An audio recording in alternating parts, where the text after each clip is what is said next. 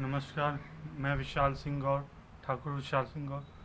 मैं एक बात अवश्य कहना चाहता हूँ। मैं अपने संदेश या जो भी समझें चेतावनी संदेश कि जो भी कुछ समाज में चल रहा है इस समय उत्तर प्रदेश में, बहुत ही वाहियात, बहुत ही खराब और बहुत ही गंदा माहौल चल रहा है। जिस तरह से आजकल की दुष्ट निकिता सिंघानिया, जो अभी पिछले साल हाल में ही केस हुआ था, अतुल सुभाष, और अतुल सुभाष वाला निपट ही नहीं पाया था, और जैसे निपट नहीं पाया तो तुरंत पुनीत खुराना वाला केस हो गया आग पकड़ के। अब तुरंत इस समय मुस्कान रस्तोगी ने अपने ही पति के को मारकर 15 टुकड़े कर दिए और ड्रम में भर के सीमेंट से जाम कर दिया। तो ऐसी औरतें देवी मेरी समझ से देवी कहलाने लायक तो नहीं ही हैं। इन्हें चंडालिन, चुड़ैल, डायन, ताड़का, सुरसा, सूपनखा ही कहा जा सकता है, और जो कि रामायण में राक्षसी थी। मैं इन्हें स्त्री या देवी तो कह ही नहीं सकता, किसी भी स्तर पे नहीं कह सकता, न मान सकता हूँ, न कह देवी। एक जो रानी होती है ना, रानी बनने के लिए मर्यादाओं में रहने की ज़रूरत होती है, ना कि अदाओं की।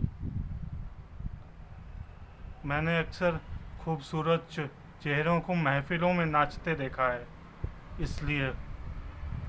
और जो रानी होती है ना, वो अपने पति परमेश्वर को भी राजा बना के रखती है। और जो नौकर, कुछ औरतें हैं ऐसी जो खुद को रानी समझती हैं, लेकिन उनके कर्म नौकरानी वाले होते हैं।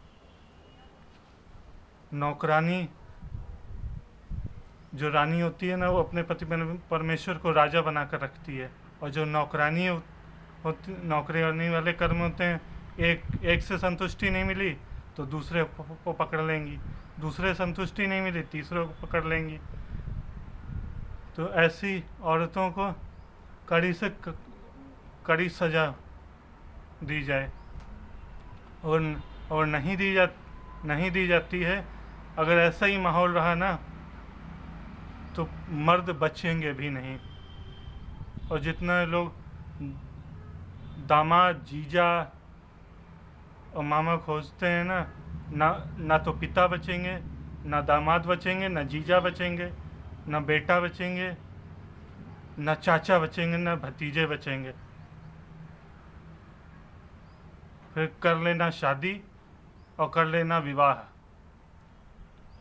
और मैं कुछ उन ऐसी दुष्ट महिला औरतों के परिवार से भी, अगर उनकी जो भी मम्मी हैं जो कान भरने का काम करती हैं, तो मैं उनकी माताओं से भी ये कहना चाहूँगा, दुष्ट माताओं से, वो माताएं भी, वो भी कहलाने लायक नहीं है।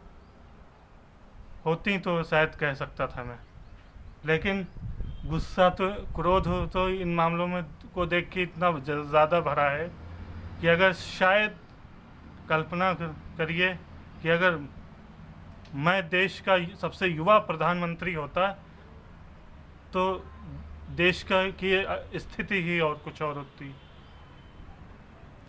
और देश का माहौल ही कुछ और होता है। पाकिस्तान का तो तालिबान या लश्कर तैयबा की तो अलग बात है, वो तो वहाँ के, वो तो आतंकवादी हैं। लेकिन अपने देश के अंदर, जो हिंदुस्तान के अंदर गद्दार बैठे हैं ना, दो कौड़ी के नाली के कीड़े, दो गले, वो जो सबसे ज़्यादा खतरनाक है इस समय।